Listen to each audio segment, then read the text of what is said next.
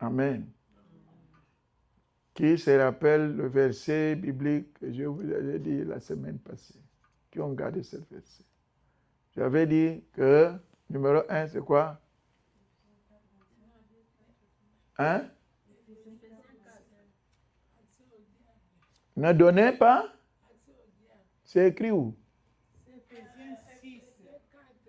Non, tu es suspendu. Allez, tu es déjà 0. Hein? Non, 0. 27. OK.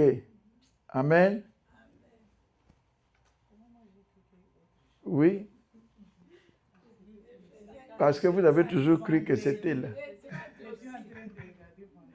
Oui, c'est pour cela qu'il ne faut pas faire le business à l'église. Tu veux faire le business à côté là. Amen. Ne donnez pas quoi? Dis ça avec autorité. Ne donnez pas accès au diable. Il ne dit pas que ne donnez pas accès au pasteur, ne donnez pas accès aux frères, ne donnez pas accès aux sœurs. Amen. Il ne dit pas ne donnez pas. Non, il précise bien le diable. Donc ça veut dire que tout le monde que tu fermes la porte, que tu ne donnes pas l'accès, c'est inutile. Ce n'est pas le problème. Vous comprenez? Le problème, c'est le diable. Le problème n'est pas ton frère, n'est pas le pasteur, n'est pas l'apôtre, n'est pas qui, n'importe qui. Ce n'est pas le problème. Notre vrai problème, c'est le... Ok. Le Saint-Esprit dit, ne n'y donne pas accès. Quel est l'autre verset qu'on a parlé?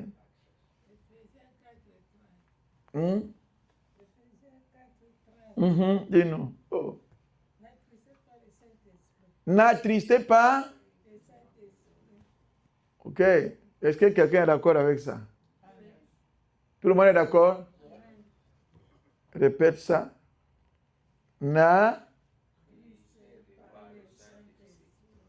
Ok.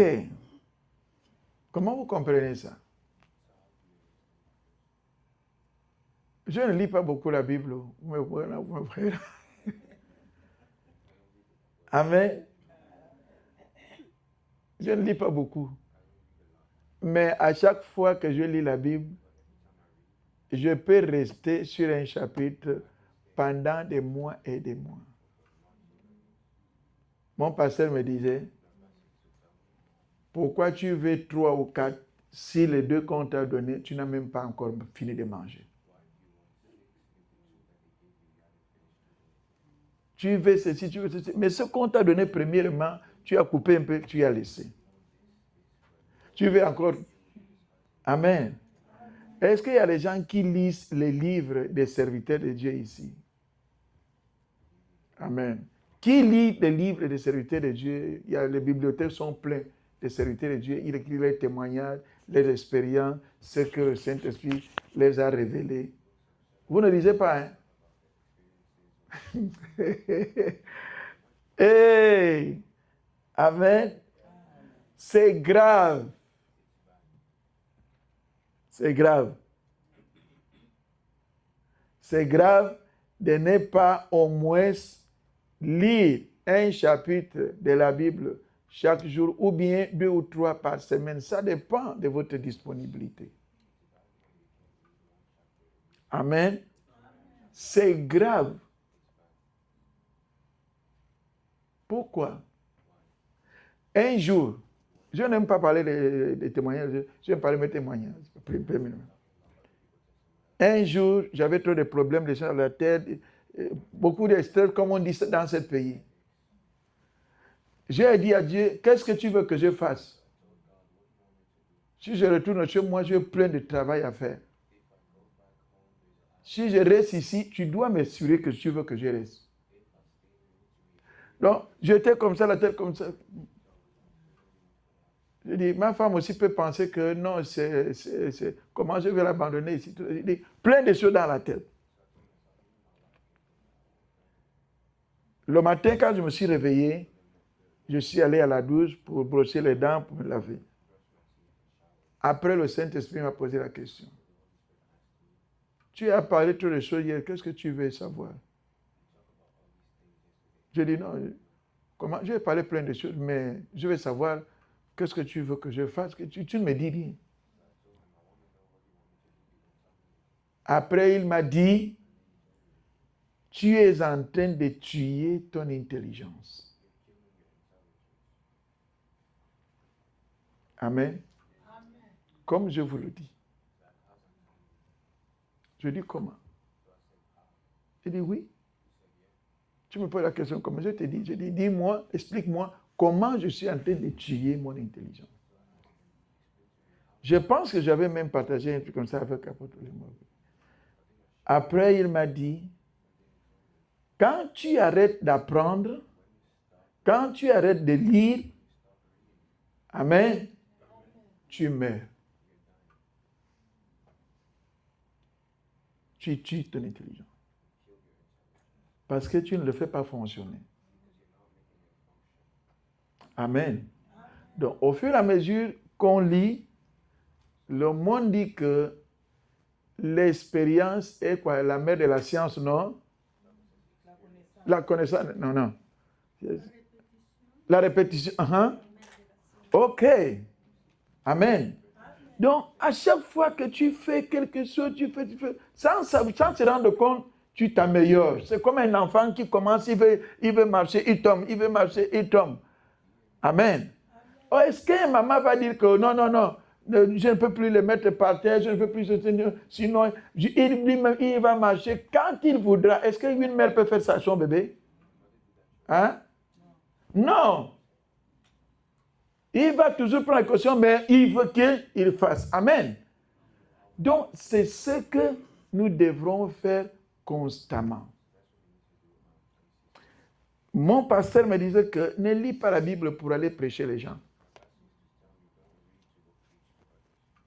Lis la Bible pour prêcher toi-même, pour connaître ce que la Bible parle. Amen. Donc, c'est important, l'Église. C'est important que nous demeurons constamment à poser des questions. Quand j'écoute la prédication, après la prédication, je commence à poser moi-même des questions. Quand j'arrive à la maison, c'est mon sujet de prière le soir, c'est mon sujet de prière la nuit. Si j'ai des notes à prendre, je vais vite prendre les notes.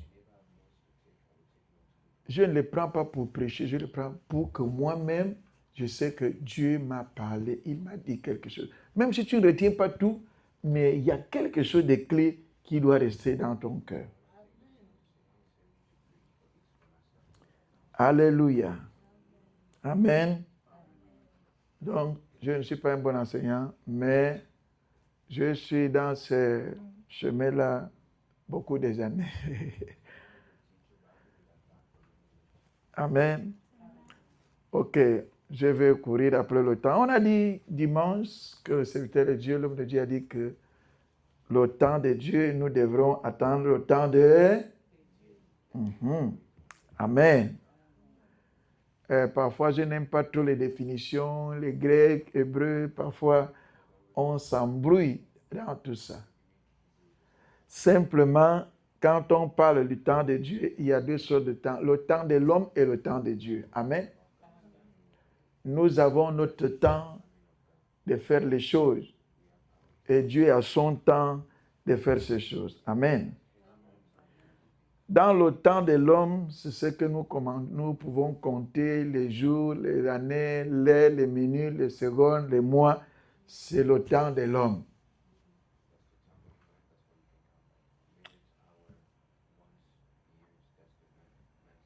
Amen, amen, amen. Donc, la vie fonctionne comme ça, même si on veut l'ignorer. Amen. C'est pour cela que certaines personnes disent que quand ils prennent une décision, ils veulent aller visiter quelqu'un, ils disent que, vraiment, si je savais qu'il n'est pas là, je n'irais pas venir. Amen. Donc, ça, c'est le temps de l'homme. Peut-être, si vous aurez consulté Dieu, ou bien vous avez une bonne intimité avec Dieu, les gens qui sont sensibles à la voix de Dieu,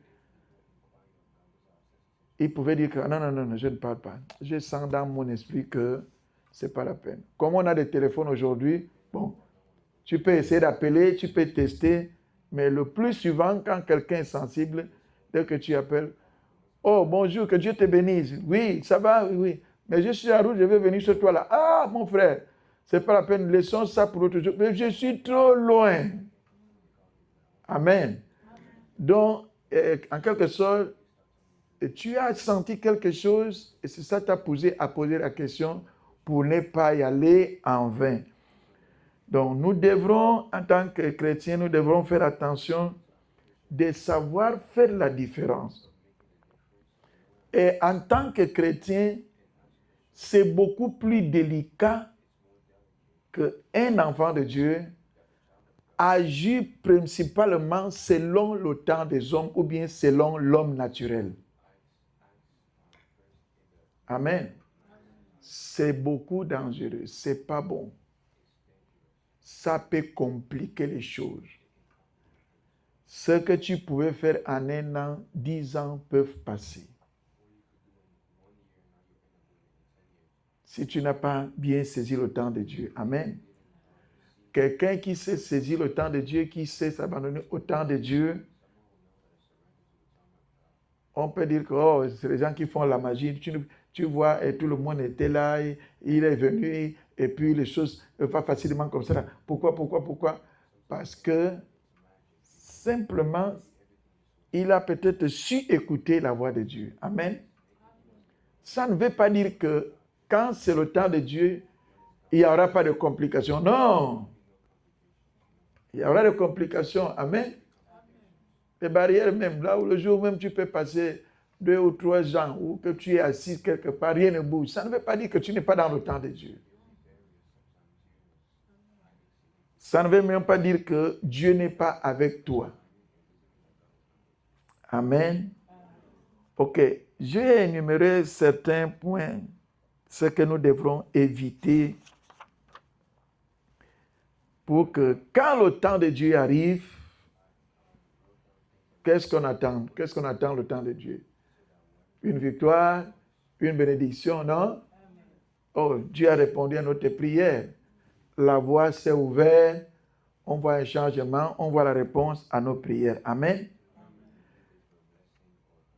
Ce qui est honteux, c'est que quand le temps de Dieu arrive, les gens peuvent discerner que c'est le temps de Dieu et toi, tu ne réagis pas de ce temps, de ce que Dieu était au point de faire avec toi dans ce temps-là et tu le perds.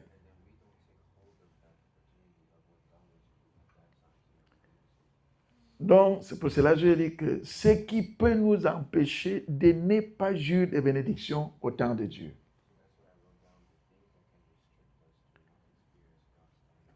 Alléluia.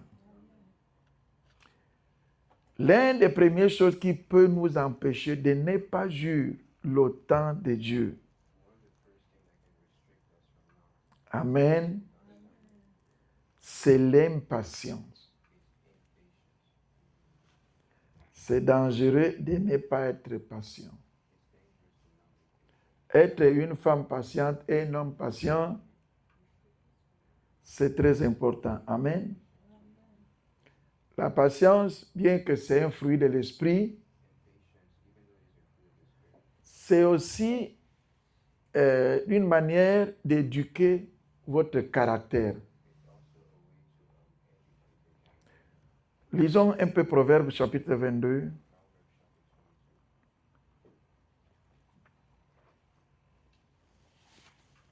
Alléluia. Proverbe 22. On va lire verset 3.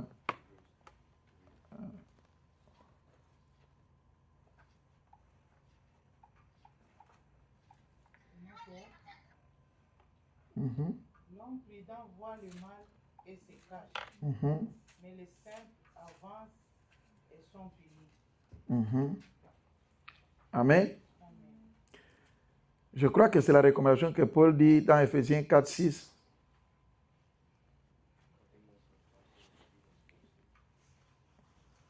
Ephésiens 4, 6.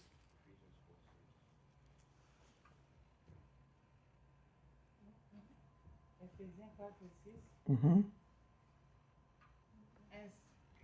Ephésiens 4, 6 nous dit Ah, Philippiens, pardon. Philippiens. Philippiens, pardon. Philippiens 4 et 6 nous dit, ne vous inquiétez de rien, Mhm. mais en toute chose faites connaître vos besoins à Dieu par des prières et des supplications avec des actions de grâce. Amen. Ce qui est dangereux, quand le temps de Dieu arrive et que tu n'es pas patient, parfois, quand tu attends le temps de Dieu, le temps paraît plus long. Et quand le temps est plus long, la chair réagit. Amen. Oh, les gens, quand je ne sais pas comment je vais faire, il se met là, il parle à X, il parle à X. Finalement, il réagit lui-même en tant que l'homme. Amen. Beaucoup ont lu l'histoire du roi Saül, 1 Samuel chapitre 13, verset 8 à 14. C'est ce qui s'est passé pour le roi Saül. 1 Samuel chapitre 13, verset 8 à 14. Amen. Retrouvez le passage. L'histoire dit que le roi Saül a reçu le mandat, l'instruction claire du prophète Samuel. Nous sommes dans 5 Samuel, chapitre 13, verset 8 à 14.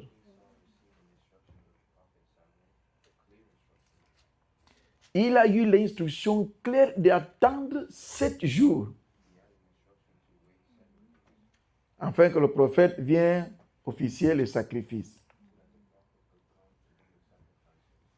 Après, quand il a vu que le peuple, les gens commençaient à marcher ça et là, les ennemis commençaient à sceller, Saül a dit que ça c'est quoi? Moi-même, je peux le faire. Amen. Le problème n'est pas que tu peux le faire. Le problème est que qui t'a ordonné de le faire? Amen. C'est le problème de beaucoup de chrétiens. Tu poses la question à un chrétien. Oh, on m'a dit que tu as voyagé. Ah oui, oui, j'ai voyagé. Je suis voyagé comme ça. Est-ce que tu as même dit à ton pasteur que tu voyages? Ah, vraiment? C'est comme ça, mais je m'en excuse. Hein? Comment tu t'appelles chrétien? Tu ne sais pas que la Bible dit que tu es sous l'autorité, la protection, la couverture de ton pasteur. Ça ne veut pas dire que le pasteur a les radars qui regardent comme ça. Là. Non. Ton obéissance à ce que la Bible dit, peu importe, même si le pasteur ne va pas prier. Je ne sais pas si vous me comprenez. Le pasteur ne peut peut-être, il ne va même pas prier. Mais en tant que chrétien, tu sais que c'est ce que dit la Bible. Je ne sais pas si vous me comprenez. Ton information à ton pasteur, amen, a déjà ouvert une porte au ciel. Les gens sont déjà, oh, c'est un enfant fidèle, il a dit à son pasteur. Amen, vous comprenez. C'est ce qui est difficile aujourd'hui. Si vous lisez cette histoire, j'ai pleuré. Mais ce n'est pas simplement pleurer, mais si tu lis la chute, la fin du roi Saül, tu vas comprendre qu'il a commencé peut-être un pas petit à petit jusqu'à s'enfoncer. Les gens ne se tombent pas, les choses ne vont pas mal en un seul jour. Dieu est un Dieu d'amour, un Dieu de miséricorde, qui nous veut du bien.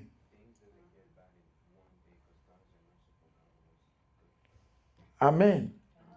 Et si tu lis le passage là, quand tu vas à la maison, Samuel lui a dit, attends-moi 7 jours. Le normal, si on peut l'appeler normal, même si ce n'était pas normal, parce qu'il n'était pas appelé à offrir les sacrifices. Ce n'était pas sa profession. Dieu ne l'avait pas jamais dit ça. Dieu lui a jamais dit que en cas où si tu ne vois pas le prophète, toi-même tu peux le faire. Ce n'est pas écrit nulle part. Amen. Donc, je vais te donner un conseil ce soir. Si tu n'as jamais reçu l'ordre de faire quelque chose, ne le fais pas. Amen. Ne fais pas. Le fait de dire que non, je vais essayer, j'ai tenté de faire, ça peut te compliquer les choses après. Amen. Combien savent, comment on appelle ça? Les papillons. Vous connaissez les papillons? Vous connaissez comment ça se forme le papillon? Ça se forme dans ces petites carapaces. Amen. Ça se forme dans ces petites carapaces. Après un temps, ça se développe dedans. Avant que cette carapace-là se brise, les ailes sortent. Amen. Amen. Imagine-toi que c'est dans cette petite carapace, quand c'est encore dedans, ce n'est pas encore déchiré, les ailes ne sont pas sorties. Et toi, tu dis que non, je vais déjà voir ces papillons-là en train de voler. Je veux ouvrir que ça sorte. Au lieu de faire sortir, qu'est-ce que tu vas faire? Tu vas le tuer. Amen. C'est pour cela que certaines choses ont pris, les gens nous parlent, après nous-mêmes on essaie de faire ça dans la chair, on complique la situation. Amen. Donc, ne sois pas impatient au temps de Dieu ou quand tu veux voir la manifestation de Dieu dans ta vie. N'est-ce pas, c'est écrit quelque part dans la Bible, si la prophétie tarde à s'accomplir, fais quoi? Attends.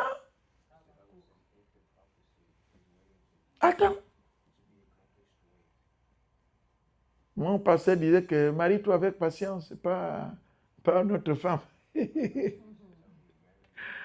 Amen. Numéro 2. Éviter être ingrat. Amen. Les querelles, quelqu'un qui aime que toutes choses, il discute. Lisons Philippiens chapitre 2, verset 14. Murmurer toutes choses.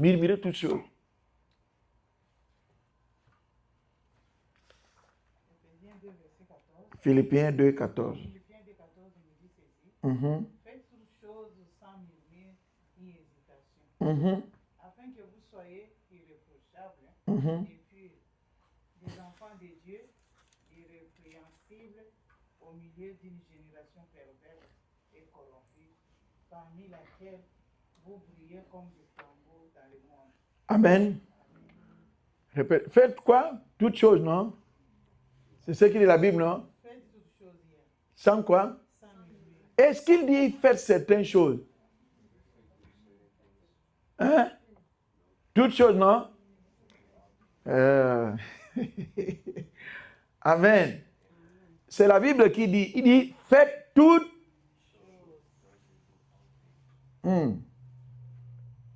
C'est fort ça, non? Dis à celui qui est à côté de toi. Même si tu me donnes à manger. Ne dis pas autre chose, dis dans ton cœur.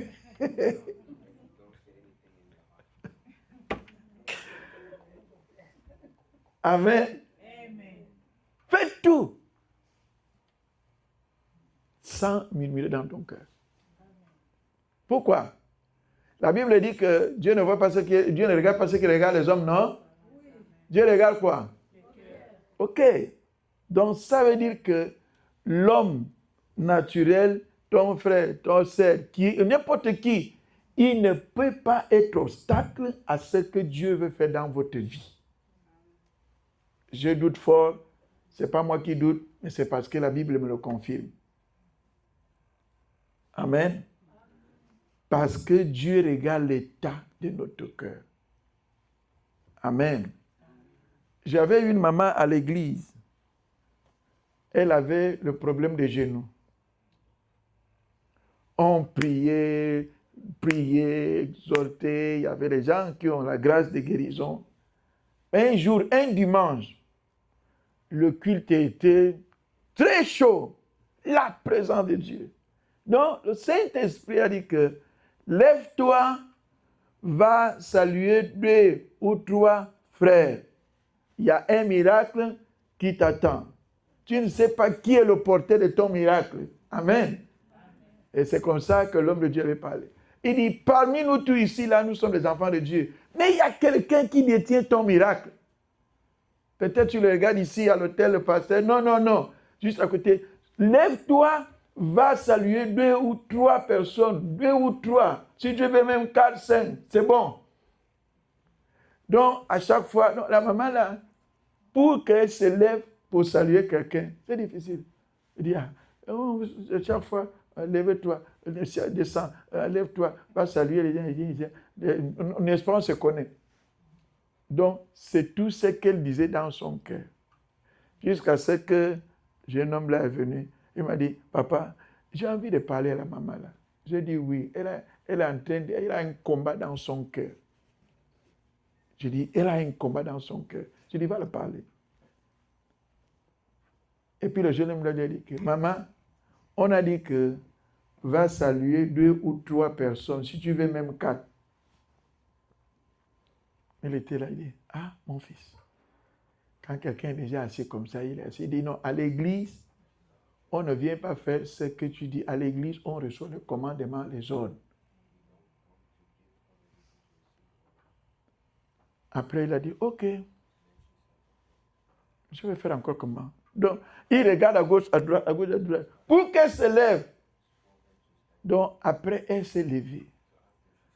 Aller saluer une sœur, aller saluer encore l'autre.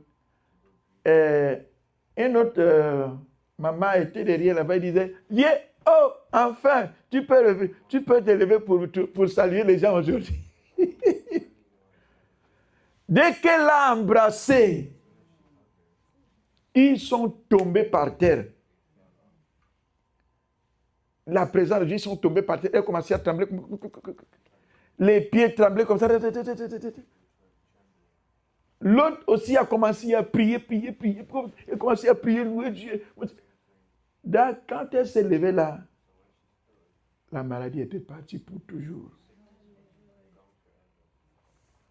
Donc, à l'église, nous avons un problème de discuter dans le cœur.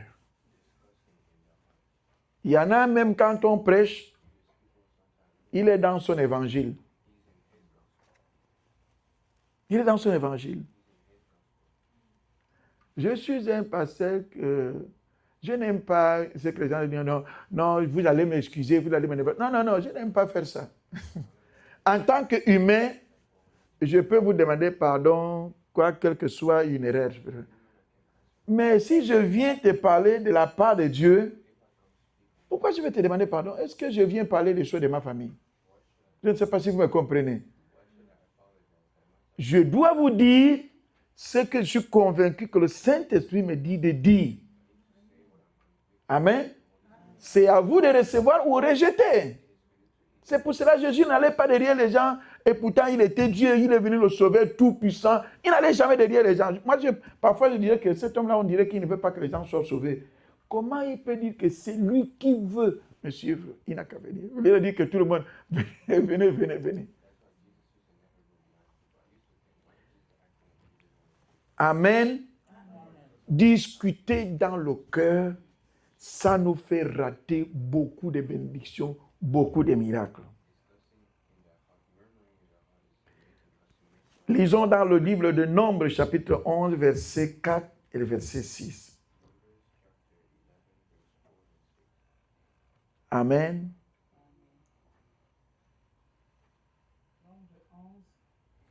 4 et 6. Verset 4 et verset 6. La ramassis des gens qui se trouvaient au milieu d'Israël fit saisir des convoitises. Et même les enfants d'Israël recommencèrent à pleurer et dire, qui nous donnera de la viande à manger? 6, ou bien je lis aussi 5. Continue, Dieu dit verset 4, verset 6. Nous nous souvenons des poissons que nous mangeons en Égypte et qui ne nous coûtaient rien, des concombres, des melons, des poireaux, des oignons et des œufs. Maintenant, notre âme est desséchée. Plus rien. Nos yeux ne voient que de la manne. La seule chose qui manque là-bas, c'est le pundu.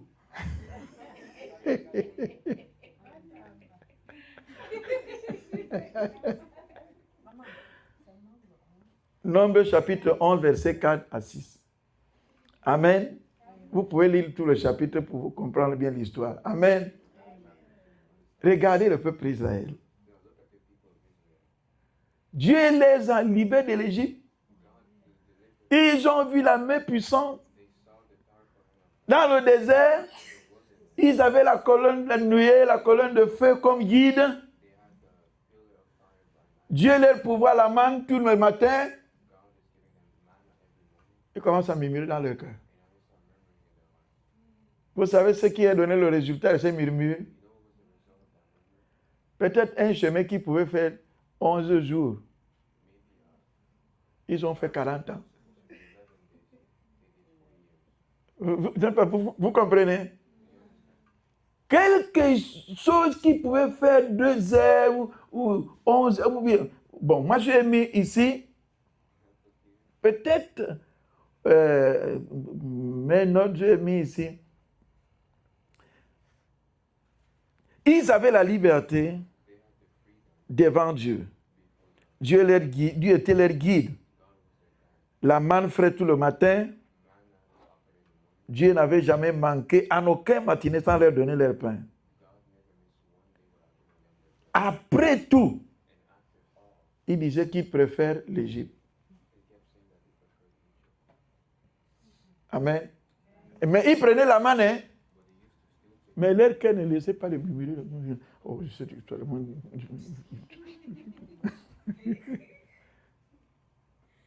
Tous les matins. Ils sont allés même loin. Ils ont dit, ce n'est pas Moïse qui a écouté d'abord. C'est Dieu lui-même qui a écouté ce qu'il parlait dans leur cœur.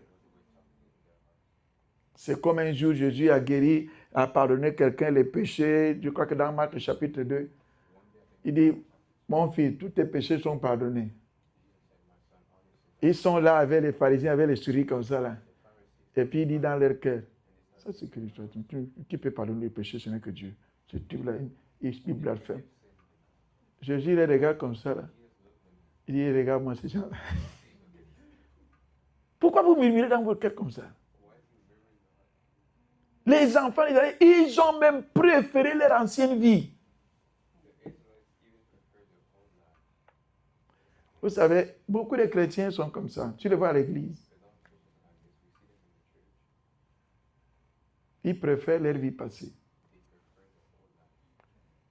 Et jusqu'à ce que tu comprennes, amen, que la décision que Dieu a prise pour sauver l'humanité, le prix que Jésus-Christ a payé à la croix, même le diable lui-même n'a pas compris l'équation. Amen. Lui-même, il regarde comme ça là.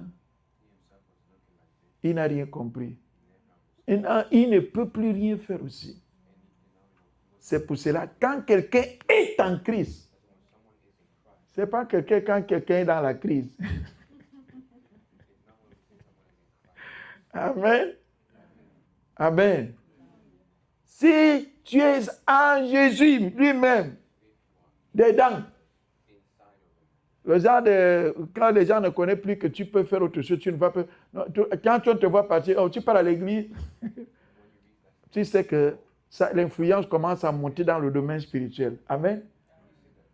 Même si tu parles au travail, oh, c'est quoi? Vous n'avez pas ce sont eux qui te rappellent, oh, vous n'avez pas allé à l'église aujourd'hui, hein? Tu sais que l'atmosphère spirituelle, ta réputation commence à grandir. Amen. Donc, vous n'avez pas à murmurer. Vous devrez croire. Quelque chose qui pouvait faire 11 jours, j'ai mis ici peut-être, bon, c'est mon impression. Ils ont passé 40 ans comme les errants dans le désert. À cause de quoi? Les murmures et l'ingratitude. Amen. Si ces deux choses sont dans ton cœur, prends la décision de le renoncer. Amen. Ce n'est pas le diable qui est plus fort. Non. Mais c'est nous. Amen. J'ai posé un jeune homme qui m'avait posé la question. Je lui ai répondu. Et il m'a dit, pasteur, vous dites qu'il faut repentir, il faut vivre dans la sainteté, il faut obéir Dieu. Tout ça, c'est compliqué, pasteur. Donc, si quelqu'un ne fait pas tout ça, il ne peut pas aller au ciel. Dieu ne peut pas être avec lui. J'ai commencé à rire. J'ai posé la question. À part de ça, comment tu crois d'une autre manière que tu peux aller au ciel ou que Dieu peut être avec toi? Parce que si tu viens dire comme ça, non, tu penses qu'il y a une autre manière. Il me dit, oui, pasteur. Vraiment, tu me tiens au bout, là, tu me tiens à la main, là. J'ai dit, pourquoi? Il dit, je pense que je peux aller au ciel. Amen. Dieu peut être avec moi aussi. Les anges peuvent m'aider aussi. J'ai dit, comment? Explique-moi. Après, il me dit, pasteur, tu penses que si j'arrive au ciel, à la porte du ciel comme ça, si les anges me disent que tu ne rentres pas, tu penses que si je leur dis quelque chose, ils ne vont pas me laisser entrer? Je dis quelque chose comme quoi? Il dit, pasteur, l'argent a un pouvoir.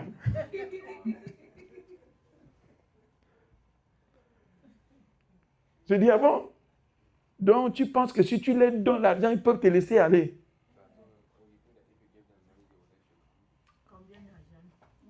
Je dis, ok.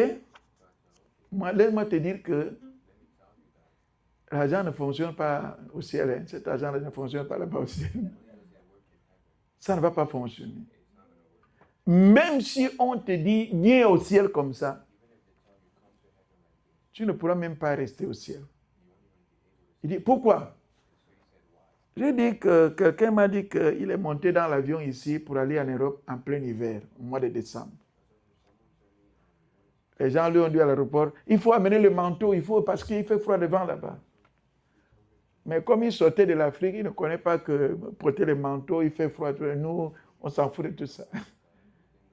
Donc, il est monté dans l'avion avec les chemises, les manches courtes comme ça. Tout le monde qui était dans l'avion, au mois de décembre, pour aller passer la bonne année, la Noël avec ses parents, on lui regardait comme ça. Les gens coupaient. Tu sais, quand les gens... C'est comme ça. Les gens n'arrivaient pas à parler. Tout le monde les regardait comme ça. Jusqu'à ce que l'hôtesse de l'air est venu.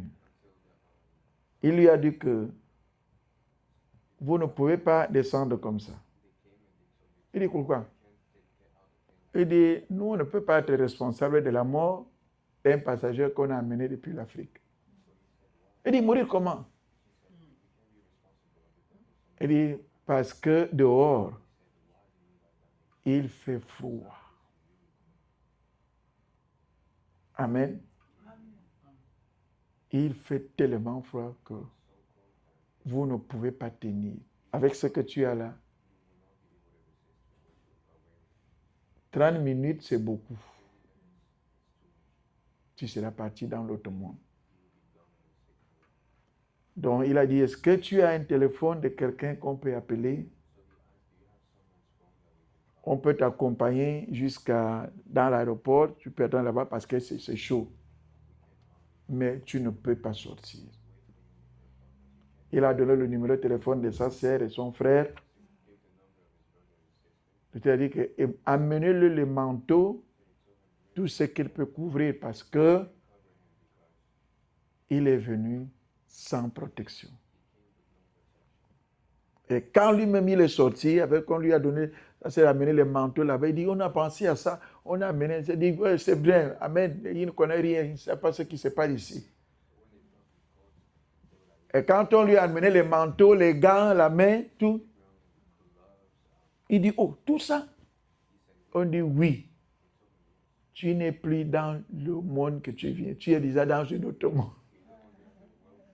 Lui-même, quand il est sorti dans l'avion, comme c'est la première fois, il n'avait aucune idée. Il voit les gens avec des bols comme ça, il commence à... Il dit, oh, je ne peux pas mourir ici, je ne peux pas mourir ici. Amen. C'est comme ça la vie chrétienne. Quand nous désobéissons un principe que Dieu a établi, nous donnons l'opportunité à l'ennemi.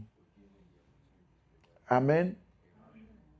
Ce n'est pas que le diable est fort, c'est notre stupidité. Amen. Numéro 3. Amen, amen, amen. Le manque de foi et les doutes, ça freine le miracle de Dieu dans nos vies. Même si c'est le temps de Dieu.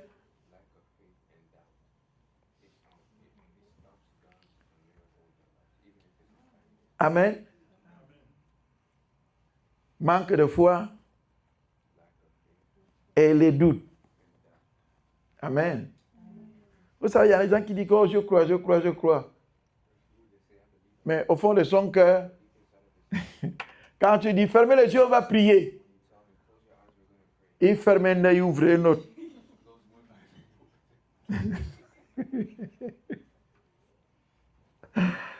Amen. Il y a des gens comme ça. On va prier, levez vos mains, priez. Il est comme ça. Il a peur. Il doute. Amen. Il exprime ses doutes d'une autre manière. Il est difficile d'obéir à un ordre. Il est dans le système du monde. Il faut croire après l'avoir vu. Le système de Dieu dit que crois d'abord et tu verras. Et il dit que si je ne vois pas, je ne crois pas. Amen. Lisez ce qu'il dit Jacques chapitre 1er verset 6 à 7. Et on va voir l'exemple dans Matthieu chapitre 13 verset 54 à 58. Jacques 1, 6 à 7. Mais qu'il a demandé avec foi, sans douter. Car celui qui doute est semblable au flot de la mer, agité par le vent et poussé de côté et d'autre. Continue. Qu'un tel homme ne s'imagine pas qu'il recevra quelque chose du Seigneur. Amen.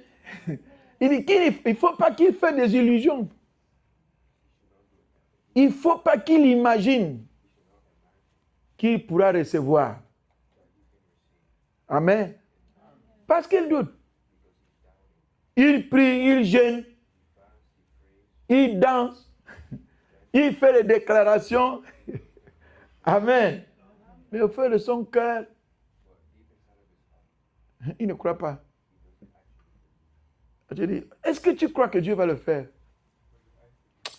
Ah, frère, Dieu lui-même, c'est Dieu lui-même qui connaît. Il n'a pas l'affirmation dans son cœur, oui. Il est comme, je crois que dans Jean 5, le paralytique de 38 ans que Jésus a guéri. Jésus lui pose la question. Mon ami, je sais que ça fait 38 ans que tu es ici. Est-ce que tu veux être guéri? Au lieu de dire oui. Oh, là, tu me vois, je n'ai pas les gens, je n'ai personne. Je n'ai personne. Oh, quand le jeu commence à agiter, quand je vais tomber, quelqu'un d'autre avance. Des excuses inutiles. Est-ce que c'est ce qu'on t'a demandé? Donc, tu as là un esprit d'accusation. C'est les gens qui... Le problème, c'est les gens, mais ce n'est pas toi. Il y a des gens comme ça à l'église. Vous pouvez les trouver partout. Il fait quelque chose mal. Il n'a pas demandé comment on fait. Il n'a pas consulté quelqu'un. Quand tu veux lui dire que c'est pas comme ça qu'on fait, c'est comme ça que tu devrais faire. Oh, ça fait quoi? J'ai déjà fait. Accepter ça comme ça. Il y a des choses qu'on ne peut pas accepter comme ça. Amen. J'ai eu des problèmes ici parce que mon nom est trop long en espagnol. Amen. Et puis quand ils ont écrit, ils ont bouffé une lettre. Maintenant, passer le papier au scanner, la police me dit que ce n'est pas ton nom. Je dis, oh, comment ce n'est pas mon nom? Il dit, non, ce n'est pas ton nom. Oh, attendez un peu, on va vérifier. Peut-être tu as falsifié les papiers de quelqu'un. Oh, quel est ton nom? Écris-nous ton nom ici, là, tu sais écrire. J'ai écrit mon nom correctement. Après, ils sont amenés le papier. Ils sont allés me regarder. Après, on me dit que tu as imprimé le papier, ton passeport, tout ça, et tu as fait ça où? Je dis, mais quel est le problème, vient où? Quel est ce genre de problème? Après, une femme est venue. Paraît que c'était le chef. C'est à l'aéroport, comment on appelle ça? À l'aéroport de Paris. Charles de Gaulle. Une femme est venue, elle avait les galons. Et bonjour monsieur. Je lui dis bonjour. C'est vous, monsieur Milan?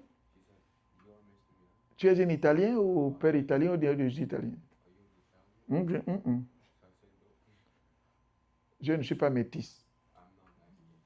Même si on a posé un frère la question au Gabon que tu es quoi? Il a dit je suis métisse, mais il est plus noir que moi.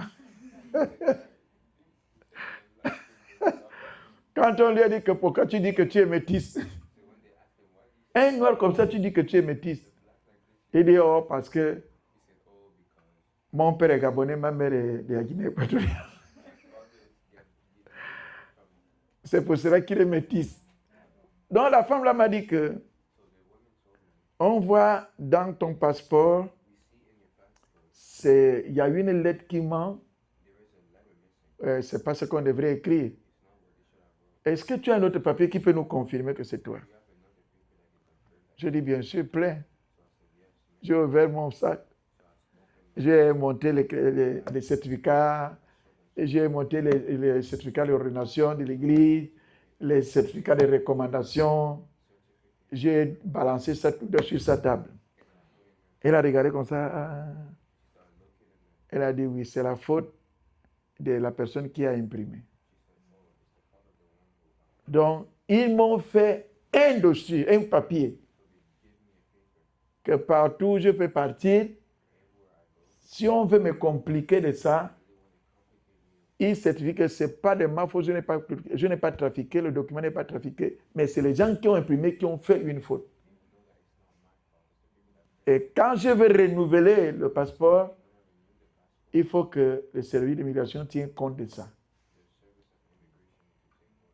Vous comprenez? Donc, pourquoi je vous dis ça? C'est à cause de notre peur. Amen. Regardez l'exemple de Jésus-Christ. Matthieu 13, versets 54 à 58.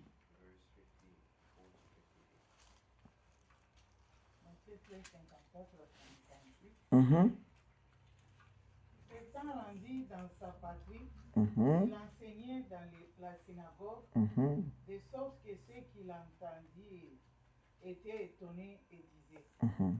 d'où lui viennent cette sagesse et ces miracles? Mhm. N'est-ce pas le fils du charpentier? Mhm. N'est-ce pas Marie qui est sa mère? Mhm. Jacques, Joseph, Simon Mhm. et Jude, ne sont-ils pas ses frères? Et ses sœurs, ne sont-elles pas toutes parmi nous? Mhm. D'où lui viennent donc toutes ces choses? Continue. Et il était pour eux une occasion de chute. Mhm. Mais Jésus leur dit, un prophète n'est méprisé que dans sa patrie et dans sa maison. Mhm. Et il ne fit pas beaucoup de miracles dans ces lieux à cause de leur incrédulité. Mhm. Amen. Amen. Jésus lui-même, le Fils de Dieu, le Tout-Puissant. Amen. Il était au milieu d'eux. La seule chose qu'ils ont vue, ce n'est que le côté charnel. Oh, on le connaît. Oh, c'est pas le fils de tel. Ils ont commencé à parler. La Bible dit que Jésus n'a pas pu faire grand-chose. À cause de quoi? Incrédulité, les doutes. Ils n'ont pas cru. Amen. J'ai souvent l'habitude de faire cette illustration quand il s'agit de la foi. Amen. Par exemple, la foi, c'est comme, par exemple, on est dans une maison ici. Pour que l'électricité, on voit la lumière de l'électricité, qu'est-ce qu'il faut faire? S'il y a l'installation, qu'est-ce qu'on a besoin? C'est les interrupteurs, non? Amen. Quand on appuie l'interrupteur, la lumière vient. Si on éteint l'interrupteur, la lumière va. En réalité, est-ce que la lumière va? Hein? La lumière ne va pas. La lumière est toujours là. Amen. Mais si on n'appuie pas l'interrupteur, la lumière ne va pas venir, on ne va pas voir la lumière. La puissance de Dieu est toujours présente. Dieu n'a jamais été absent, il ne sera jamais absent. Il est toujours présent. Amen. Mais pour que cette puissance, pour qu'on voit sa manifestation, ça dépend de nous. Amen. Comment nous croyons et comment nous espérons voir sa manifestation. Si on juge tout le monde selon la chair, il y en a qui jugent même les prédications dans la chair. Il y en a qui prêchent même assis que celui qui prêche debout ici. Là. C'est comme quelqu'un qui a vu la Coupe du Monde. Qui a vu le match de la Coupe du Monde ici? Vous n'avez pas regardé la Coupe du Monde? Vous l'avez regardé, non? Ah. Vous l'avez vu? Les meilleurs joueurs, ils étaient sur la bande de tous ceux qui étaient sur le gaz. Oh, il devrait faire comme ça. Ah, vraiment. Oh. Sur la Saint-Oca, il ne vaut rien. Pourquoi? Où est l'entraîneur où? Change-le, change. Mais celui-là, ah, vraiment.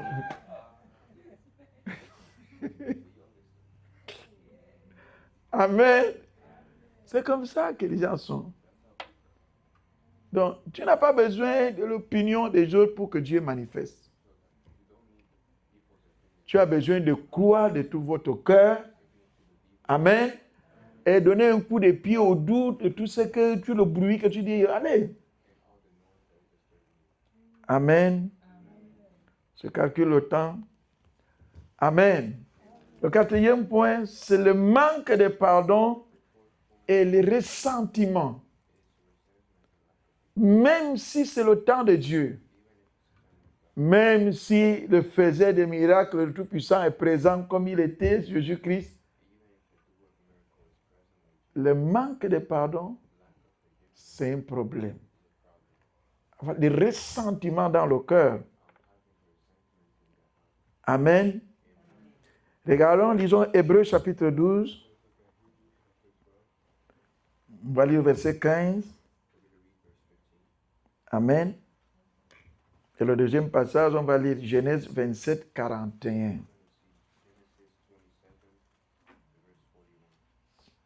Amen. 15. 15 nous dit ceci. Mhm. Veillez à ce que nul ne se prive de la grâce de Dieu, Mhm. à ce qu'aucune racine d'amertume Mhm. poussant des rejetons ne produise du trouble et que plusieurs n'en soient infectés. Amen. Amen. Lisons Genèse 27, 41. On va profiter le temps. Genèse 27, 41 nous dit ceci. Ésaü conçut de la haine contre Jacob à cause de la bénédiction dont son père l'avait béni. Ésaü disait en son cœur, les jours du deuil de mon père vont approcher et je tuerai Jacob mon frère. Amen. Amen. Le manque de pardon. Les ressentiments. Alors, Amen. je ne sais pas comment est l'état de votre cœur. Je crois que dans Marc 11,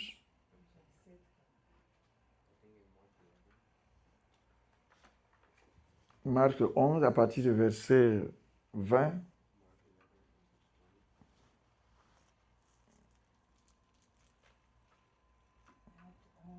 À partir de 20. Continue.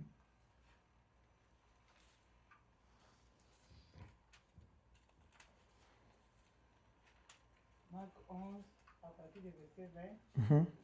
Le matin, en passant, les disciples virent les figuiers séchés jusqu'aux racines. Pierre se rappela ce qui s'était passé. Dit à Jésus, Rabbi, regarde, les figuiers que tu as maudits a séché. Mhm. Jésus prit la parole et leur dit, ayez foi en Dieu. Je vous le dis en vérité, si quelqu'un dit à cette montagne, ôte-toi de là et jette-toi dans la mer, et s'il ne doute point en son cœur, mais croit que ce qu'il dit arrive, il le verra s'accomplir. Amen. Continue. C'est pourquoi je vous dis, tout ce que vous demanderez en priant, croyez que vous l'avez reçu et vous le verrez s'accomplir. Mhm. Et lorsque vous êtes debout faisant votre prière, Mhm. si vous avez quelque chose Mhm. contre quelqu'un, Mhm. pardonnez, Mhm. afin que votre Père qui est dans les cieux vous pardonne aussi vos offenses. Mhm. Mais si vous ne pardonnez pas, Mhm. votre Père qui est dans les cieux ne vous pardonnera pas non plus vos offenses. Amen. C'est beaucoup clair, non? Ésaü a gardé, comment on appelle ça? L'amertume dans son cœur, un ressentiment, la colère. Parce que sa maman et son frère, ils ont fait un business pour amener sa bénédiction. Amen. Il a confessé. Il dit, le jour. Amen. Il n'a pas dit la nuit. Alléluia. Il a dit le jour où il va le payer. Alléluia. Et Dieu a dit, ah bon? Ok. Ce jour-là va tarder. Amen. Gardez rancune dans le cœur. Je connais des sœurs à l'église. Amen. C'est dommage parce que beaucoup de chrétiens font ça. Elle était dans le monde. Elle vivait avec un homme dans le monde. L'homme faisait la bamboula, l'homme ne voulait pas le marier. L'homme, c'était comment c'était? Un gentleman qui jouait avec l'Égypte. Après des années de relations, l'homme lui a laissé, l'homme est parti faire sa vie. Quelques années après, l'homme accepte Jésus-Christ comme son Seigneur et Sauveur. Il commence à chercher Dieu dans une autre ville. Les nouvelles courent. On dit à celle que, ce n'était pas ta grâce. Hein? Il dit quoi?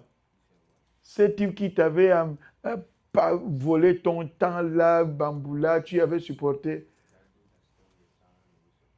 On dit maintenant qu'il est chrétien. La sœur a dit, je m'en fous, moi, ça, ce n'est plus mon problème. J'ai déjà mon fiancé. Je vais me marier. Ça, c'est l'ancienne vie. C'est ce qu'elle disait, les gens. Et les femmes. C'est le passé, hein? C'est le passé. Je suis maintenant en Christ. Jésus m'a rajeuni. Quelques mois après, la sœur, en tant que une autre sœur, je ne sais pas, l'histoire ne dit pas qu'ils se connaissaient, mais il dit qu'elle connaissait la sœur. Que maintenant, celle qui était ton ex, il se marie maintenant avec une telle sœur. Il dit quelle sœur? Il dit, celle que je voyais là où je travaillais avant là. Il dit, je ne sais pas, mais peut-être, hein, tu dois la connaître. Il dit, je ne sais, c'est pas vrai. Il dit, comment il s'est marié? Je dis, bon, c'est maintenant une nouvelle vie, c'est une nouvelle créature. Il dit quoi? Il dit, non, je ne peux pas accepter ça. Gardez l'amertume dans le cœur. Le jour où je vais voir la scène là, je vais les chanter. Donc, quand j'étais avec toi, là, donc tu le voyais. Donc tes yeux étaient sur elle. Alors que la pauvre ne savait rien de ce qui s'est passé avec elle et tout. Elle a gardé rancune dans son cœur. Jusqu'au point où, comme il a juré que le jour où je vais voir, c'est exactement un jour, il a vu son ex avec une sœur.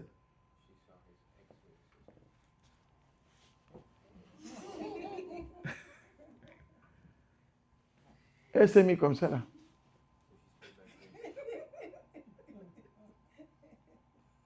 J'ai dit, hein? Ça c'est quoi? Cette histoire-là a commencé quand? L'homme était choqué, il me dit, ça c'est quoi? Bon, l'homme a essayé d'être un peu respectueux. Il dit, bonjour madame. Et il regarde comme ça. Donc, c'est ici où tu es venu rester embourbé. Hein? Il dit, embourbé quoi? Donc, la femme du garçon m'a dit, mais qu'est-ce qui ne va pas? Le mari a dit à sa femme, allons. Il a dit à sa femme, quand je ne connaissais pas Dieu, j'étais l'homme des bois de nuit, j'étais l'homme de la drogue, du banditisme, de la falsification et tout. On sortait ensemble. Après, on s'est séparés. Je crois que 6 ans ou 10 ans après, j'ai donné ma vie à Jésus-Christ. Pour moi, je ne la connais pas. Maintenant, l'histoire qu'elle vient de dire, j'entends qu'elle est déjà mariée. Vous comprenez? Les choses qu'elle vient faire ici, là, ça n'a pas de sens pour moi. Pourquoi? Parce que Elle a dit à l'homme que c'était fini, va, j'ai donné ma vie à qui, je ne veux pas me marier et tout, et tout, et tout. Mais elle a gardé. Amen. J'ai beaucoup d'exemples comme ça. Les ressentiments. Garder rancune. Oh, j'ai déjà pardonné. Dieu connaît mon cœur. Je n'ai rien avec lui. Mais dès que la personne passe à côté de toi, tu lui cours, comment on appelle ça? Comment on appelle ça? Les tenues africaines. Tu dis quelque chose. Elle te dit, bonjour ma soeur, bonjour. Tu dis pas, qu'est-ce qu'il y a? Parfois, il y a même ceux qui jalousent. Elle est chrétienne, oh. Parce que sa sœur lui a dit que tel frère ou telle personne on a eu un problème et tout, mais c'était fini, mais elle garde ça dans son cœur. La Bible dit que quand on est en Christ, on est... Est-ce que vous savez qu'il y a certaines femmes, certains hommes qui ne pardonnent même pas à leur mari?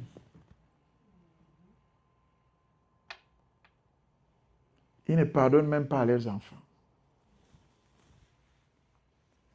À chaque petite chose, ils commencent à compter les doigts. Tu dois savoir que c'est toi qui m'avais fait ceci, c'est toi qui m'avais fait ceci. Mais tu m'avais dit que tu m'as pardonné.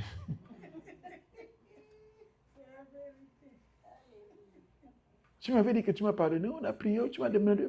Je t'ai dit la vérité. Tu m'as dit que tu m'as pardonné. Si vous gardez, c'est à cause de ça que vous voyez l'Église est faible aujourd'hui. Malgré qu'on peut crier, on peut dire ici, dans ce genre d'attitude de cœur, il y a du mensonge, il y a de l'hypocrisie. Le fait de dire que quelqu'un, que ce que tu fais, c'est pas bon, oh, pourquoi il me dit ça, il ne peut pas me dire ça. Mais si on te dit ça, où est le problème? La Bible dit quoi? Amen. Donc, c'est au moins les 4 choses que j'ai pu énumérer, amen, qui peuvent nous empêcher malgré que c'est le temps de Dieu dans votre vie. Alléluia. Le manque de pardon, c'est comme un poison qui te ronge, qui peut te finir petit à petit. La police des investigations criminelles, ils disent que quand il y a un crime, amen, on arrête les premiers suspects. Amen. Oh, tu étais là, on arrête tous les premiers suspects. Après, on approfondit l'enquête. On commence à chercher avec qui ils ne s'entendaient pas ou avec qui ils ont eu un problème. Hein? Je ne sais pas. Je suis correct? Avec qui ils ont eu un problème, un mésentente. Je ne sais pas comment ça s'appelle ici, mais en espagnol, ça s'appelle sicar. Donc, toi-même, tu ne veux pas te présenter. Donc, tu payes quelqu'un. Tu lui donnes l'adresse et tout. Tu lui donnes tous les indices. Amen. C'est la personne qui va à ton nom, à tes instructions, pour aller commettre un crime. Ok, correct. Amen. Ça existe. C'est une profession diabolique. Amen. Mais il y en a d'autres qui disent que c'est une bonne profession aussi. Le diable dit que ce qui est bon, tout serait bon pour lui. Amen. Pourvu qu'il gagne l'argent. Amen. C'est dangereux. Tu ne t'entends pas avec une sœur, tu ne t'entends pas avec un frère. Et tout ce qu'il peut dire ou bien il fait, ça ne sert plus à rien. Tu bafoues. Même quand quelqu'un l'appelle, oh, que Dieu te bénisse, et tout. Tu changes de direction. Amen. Oui, ça paraît simple, mais c'est ce qui affaiblit l'Église aujourd'hui. La Bible dit quoi? La Bible dit que ne devez rien à... Sauf quoi?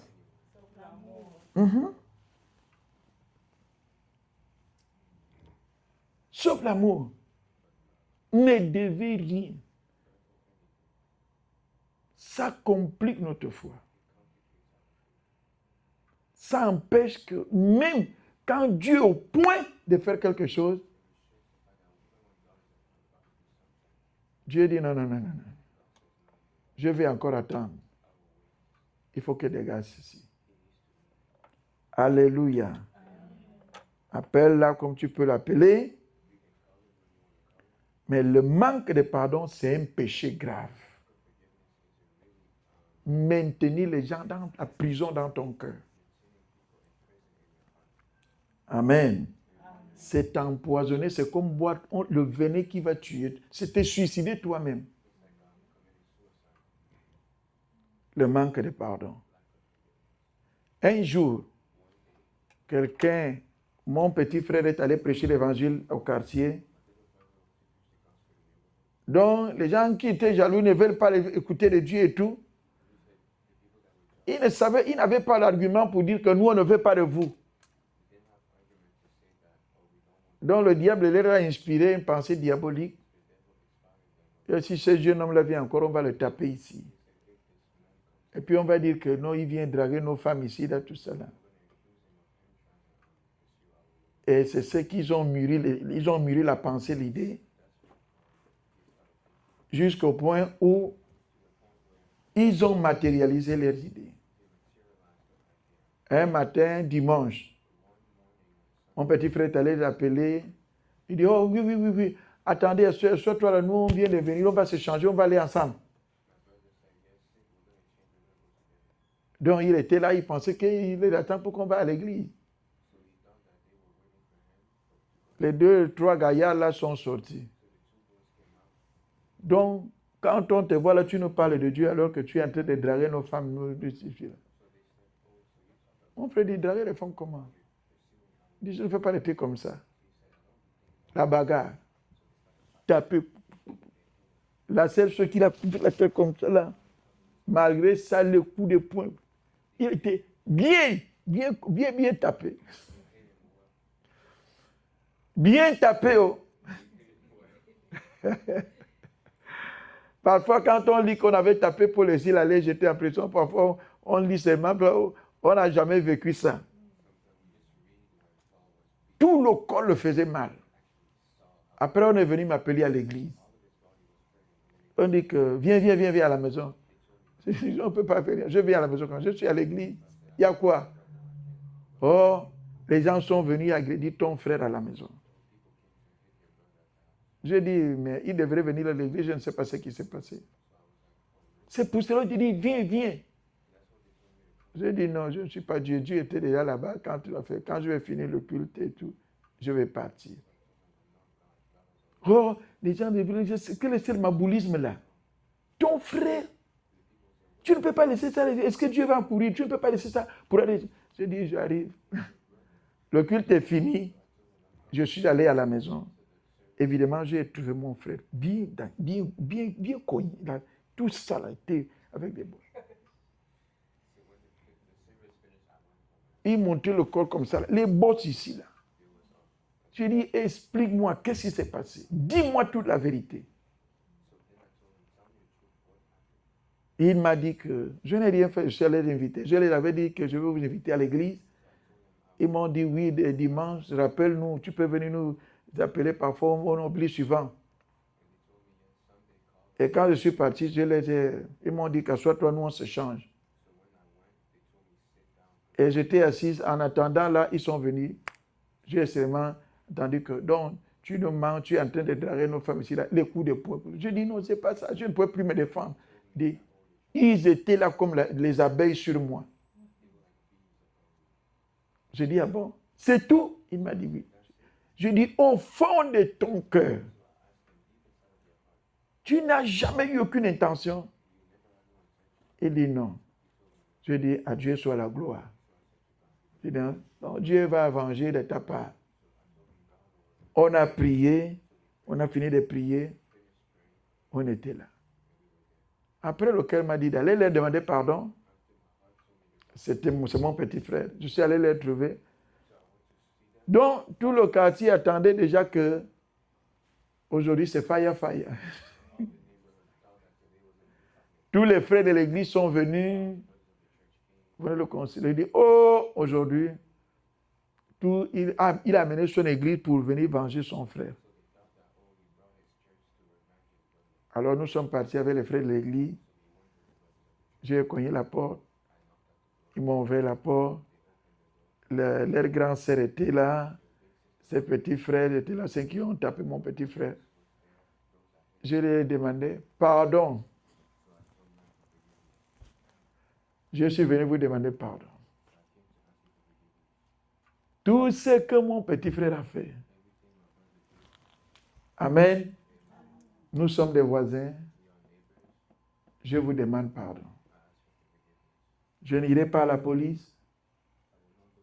Je ne porterai pas plainte. Parce que c'est lui qui est venu.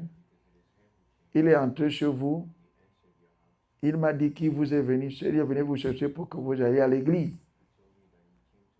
Votre version vous dit que ce n'est pas ça. Il est venu parce qu'il drague vos femmes. Ma question est celle-ci. Comment une seule personne va draguer 3 femmes mariées? Parce que vous dites qu'il drague vos femmes. Même pas se diriger à un. J'ai essayé parce que mes sœurs, ils ont interrogé les filles que est-ce que c'est vrai? Les femmes disent que non. Ils nous ont, et même savent peut-être, et ils se croisent en route peut-être ailleurs, mais cet enfant-là, il ne nous a jamais fait de telles blagues. Okay, bref, le résultat de ça, Dieu a agi puissamment. Il ne pouvait plus dormir. Il disait qu'il voyait les soldats. Il voyait les militaires. Il dit qu'on va les enfermer. Et ils ont commis une grave erreur. C'est ce qui les a menés en Christ. Demander pardon, prier pour eux, les recommander à Jésus-Christ. Aujourd'hui, ça fait presque 10 ans en arrière. Toute cette famille-là, c'est les chrétiens. C'est lui qui disait que sa famille est commissaire de la police. Il est chrétien. Son petit frère travaille à la SCG. Il est chrétien. Avec toutes ses femmes, sont chrétiens. Pourquoi? Parce que il faut, quand tu dis à Dieu, je pardonne, le pardon doit être sincère de cœur. Amen. Que Dieu nous bénisse ce soir. Jusque-là, on va s'arrêter, on va prier. Si quelqu'un a, on a 5 minutes, si quelqu'un a peut-être une question.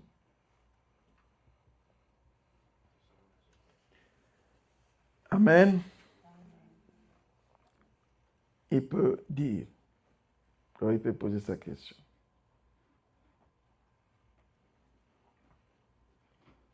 I have a question. Mm-hmm.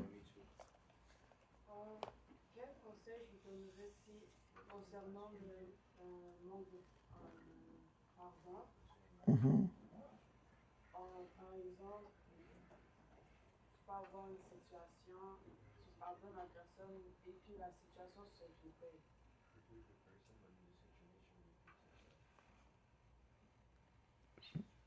Parle un peu à haute voix.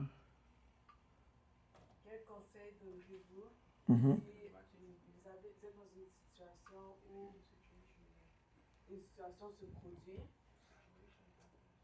vous pardonnez, mais puis ça se reproduit encore.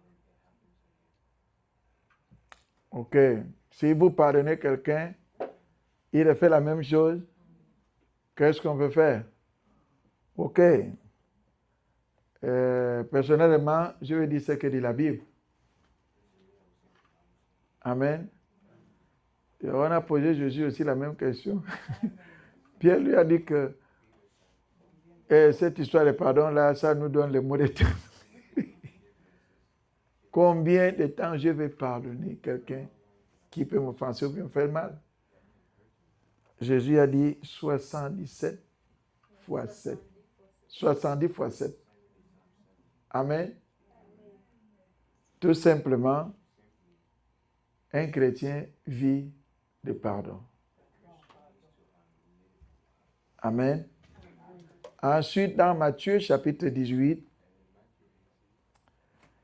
il dit que si quelqu'un, vous avez quelque chose contre quelqu'un, la première fois, tu lui dis que je ne veux pas ça, il ne faut plus continuer.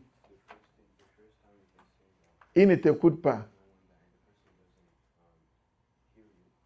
La deuxième fois, il fait la même chose. Il dit, amène quelqu'un comme témoin pour le parler, pour lui dire que, pardon, fais quelque chose, essaie d'éviter ça. S'il n'écoute pas, il dit, ah bon, viens, dis ça à l'église. Dis ça au serviteur de Dieu. Que Dieu est déjà ça 2 fois ou 3 fois. La personne continue. Mais ce que la Bible dit, il dit que il ne faut pas l'haïr, mais il faut le voir comme quelqu'un qui a perdu la tête pour moi. Ça, c'est ma version.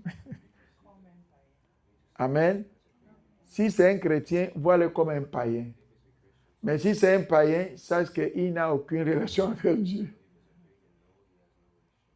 Alors, il faut l'éviter. Amen. Si tu lis 2 Timothée chapitre 3, verset 1 à 5, le dernier verset 5 dit que ces genres de personnes, il faut les éviter. Ne l'haïs pas. Donc, tu fais à tout prix de l'éviter. Et il te dit bonjour, bon, oui, que Dieu vous bénisse. Non, je voulais te dire, ah bon, ça sera un autre jour parce que j'ai un autre rendez-vous là, je suis président. Donc, ne lui donne plus le temps. Amen. Alors, ne lui montre pas que tu l'haïs, que tu ne veux rien savoir de lui. Non. Tu trouves tout le monde, tu salues tout le monde, tu le salues. Ça va tout le monde, ça va? Oui. Mais si tu ne veux pas lui donner la main, quoi? Tu dis, bonjour tout le monde, bonjour, ça va? Ok, que Dieu vous bénisse. Merci, ravi de vous voir ici, là, tout rayonnant et tout. Même si lui-même, son cœur est là, dit, qui dit ça? Donc, tranquillement, tu passes. Amen. Ne lui prends pas en considération dans ton cœur. Non, laisse-le. Et si tu peux faire quelque chose, peut-être prier pour lui. Amen. Prie pour lui, évite tout contact, tout conflit, changer les paroles, il faut éviter. Amen. Je vais ajouter quelque chose. Ne dis pas ça à tout le monde. Amen. Parce que nous sommes des hommes, on a tendance que si tu as un mésentente avec quelqu'un, tu veux que tout le monde aussi le voit de la même manière. Et ce n'est pas bon.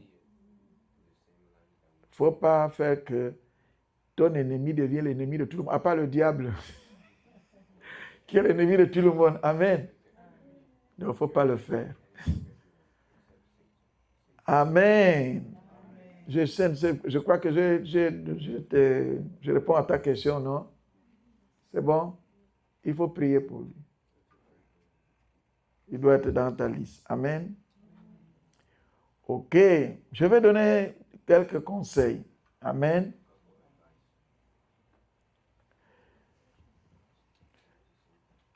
Quand le temps de Dieu arrive et que les choses compliquent, amen.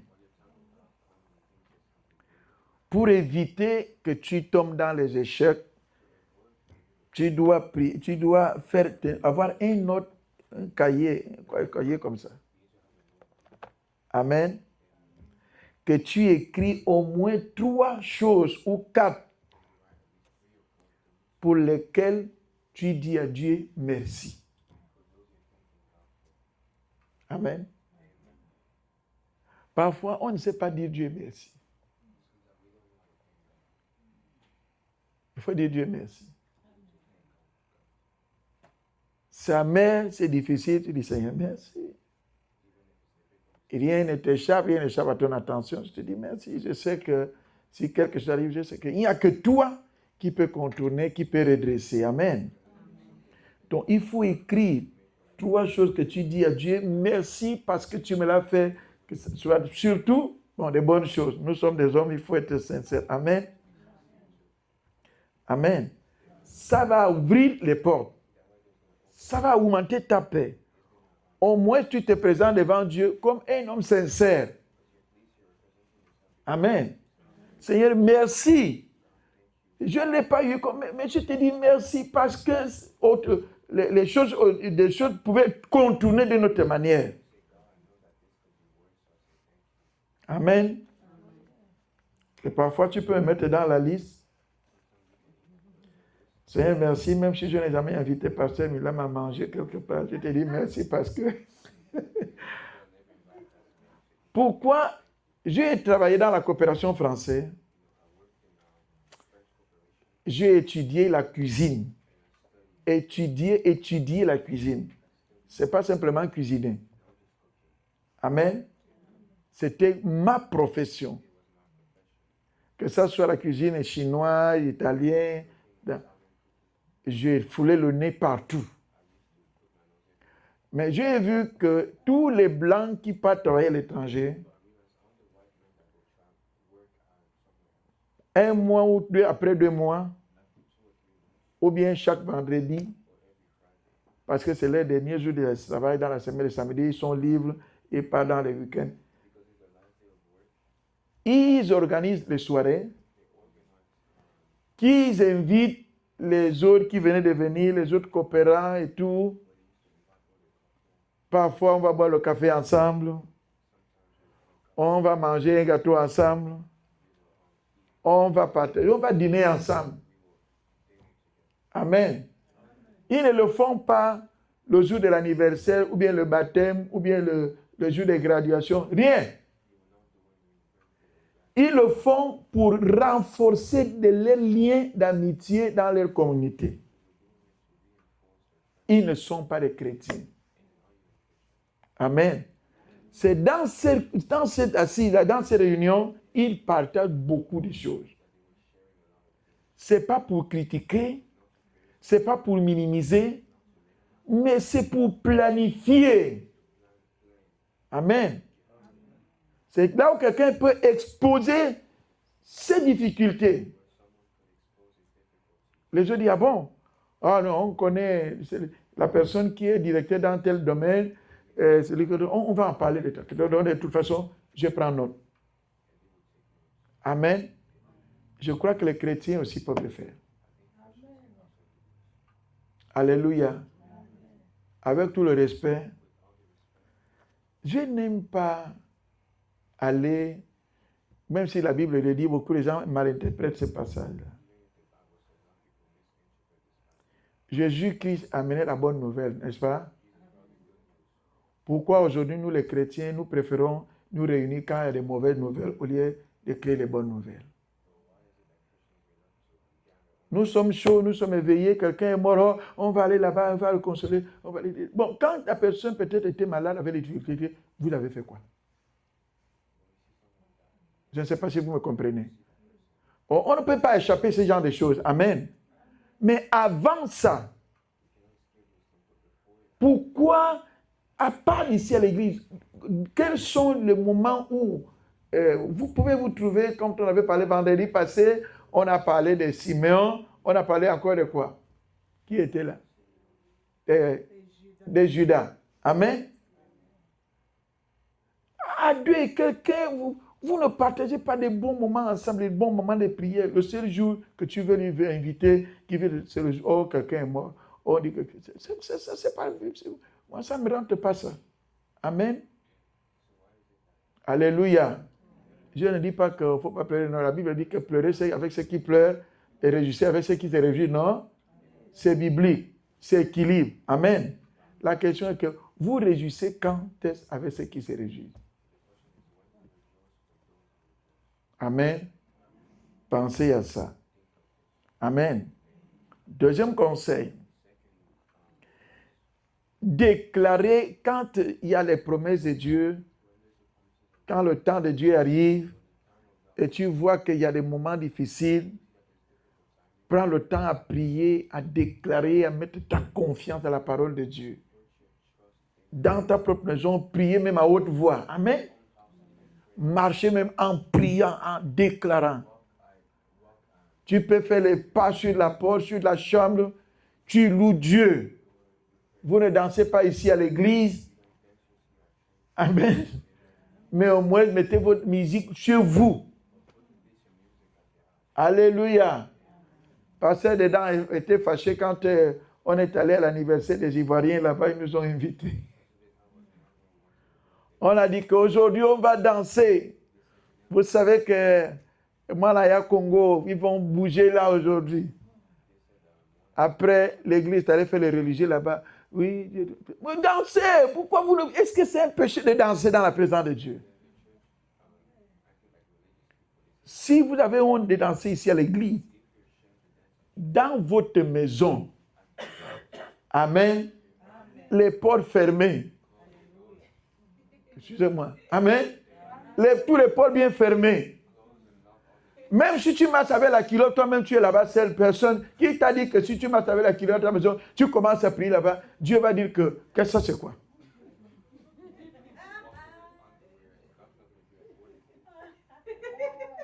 Amen. Soyez libres. Priez, déclarez, dansez, parlez à Dieu. Je ne sais pas comment vous vous voyez quand vous êtes dans la présence de Dieu. Je me vois toujours comme un enfant. C'est pour cela que je me prie à la douche. Amen. Il y a les gens vont faire tout le bruit. Quand je rentre là-bas, personne ne me contrôle pas. Même si je suis assis à la douche, en train de faire mes besoins, si une pensée me vient, je commence à prier. Et ne soyez pas des religieux. Amen. Je ne dis pas que non, on ne doit pas avoir une manière décente de prier. Non, ce n'est pas ce que je suis en train de dire. Un enfant ne garde pas un protocole dans sa maison quand il veut dire ça, mais quelque chose, veut pedir, demander quelque chose. Hein? Tous les petits enfants que vous voyez ici, là, les enfants de Pasteur Augustin, les autres, comment le prophète qui est ici avec l'église tous les jours avec sa grand-mère. Amen. Brian. Il s'en fout, tout ce qu'on peut dire. Quand il fait quelque chose, il va tirer la robe à sa grand-mère comme ça. Là. Amen. Sentez libre. Amen. Alléluia. Souvenez-vous des promesses de Dieu. La Bible dit que Dieu est notre pasteur, non? Je vois notre pasteur. On ne manquera de rien. Est-ce qu'il dit qu'il y a quelque chose qui va manquer? C'est des mots qu'il faut déclarer, il faut parler dans la prière. Alléluia. J'ai mis, pardon. J'ai noté quelque chose. Tout le matin, amen, donnez-vous à Dieu entièrement. Présente-lui tes plans, tes projets. Amen. Même les choses que tu crois que c'est difficile, c'est compliqué. Confie-le, Seigneur. Je te donne ça. Je sais qu'à ton temps, tu vas le faire. Je ne doute pas. Je ne sais pas quand, mais je sais qu'il n'y a que toi qui peux le faire. Amen. Et la dernière chose, tu peux faire une liste de toutes les personnes que vraiment qui t'ont fait mal. Que tu ressens ça dans ton cœur. Amen. Malgré que tu pries, tu fais, mais c'est toujours là. Fais la liste. Amen. Tu écris leurs noms. Je suis né dans une famille où il y a beaucoup. Ma mère a fait 15 gosses. Amen. Beaucoup sont morts, j'étais encore enfant. D'autres sont morts, j'étais déjà... Mais quand j'étais encore plus petit, J'étais comme quelqu'un qui était trop timide. Je jouais seul. Et ce qui me faisait jouer seul, c'est parce qu'on se moquait trop de mon père de baptême. Parce que mon père de baptême, il bégayait, il ne pouvait pas prononcer bien mon nom. Et mes sœurs se moquaient trop de lui. Parce qu'il bégayait pour dire que Quintilian. Donc, mes sœurs se moquaient de moi mal. Donc, j'ai joué tout seul. Amen. Mais un jour, à cause de la colère, je ne voulais plus parler à mes sœurs.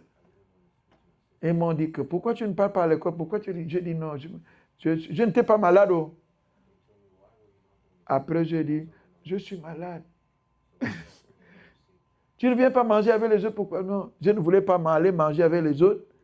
Mais je savais que l'échappement, la seule manière d'échapper, c'est dire que je suis malade, ils vont me laisser tranquille. Donc, quand j'ai dit que je suis malade, je suis allé dormir tranquillement. Mais dans le lit, j'ai commencé à sentir le mal de tête, le mal de ventre. Je dis, oh, moi, je suis venu dormir là, je ne sentais pas.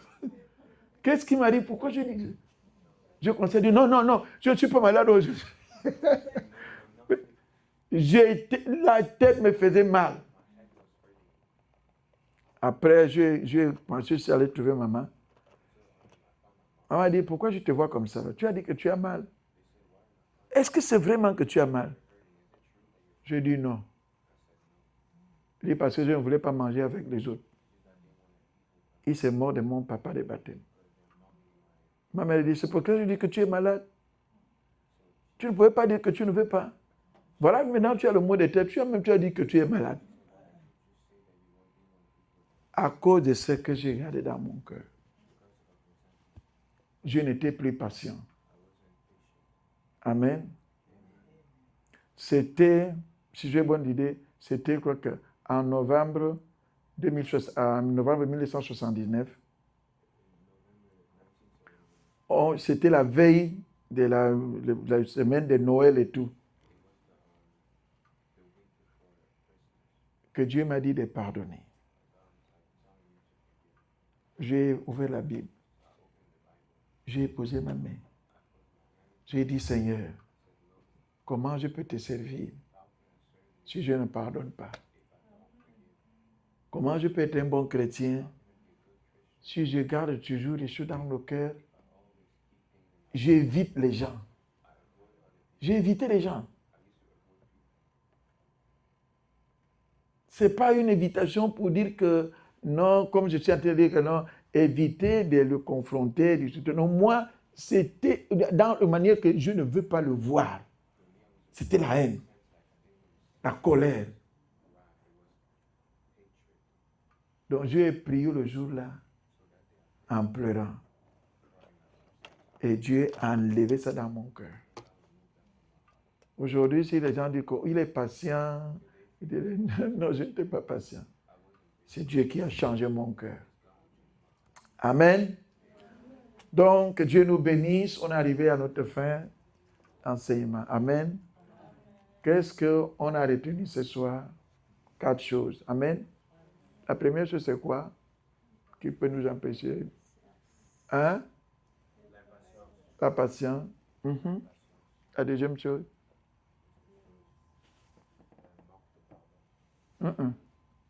Bon, manque de pardon, mais ce n'est pas dans l'ordre. Oui, c'est manque de pardon. Oui. L'ingratitude. Quoi d'autre? Manque de la foi. Amen. Allez-y réviser bien. Dans chaque chose, il y a 2 mots. Amen. OK. À cause de l'air, on ne va plus retourner en arrière. Est-ce qu'on peut dire Dieu merci? Amen. Que quand le temps de Dieu arrive, il ne faut pas qu'on rate la bénédiction. Nous allons prier au nom de Jésus.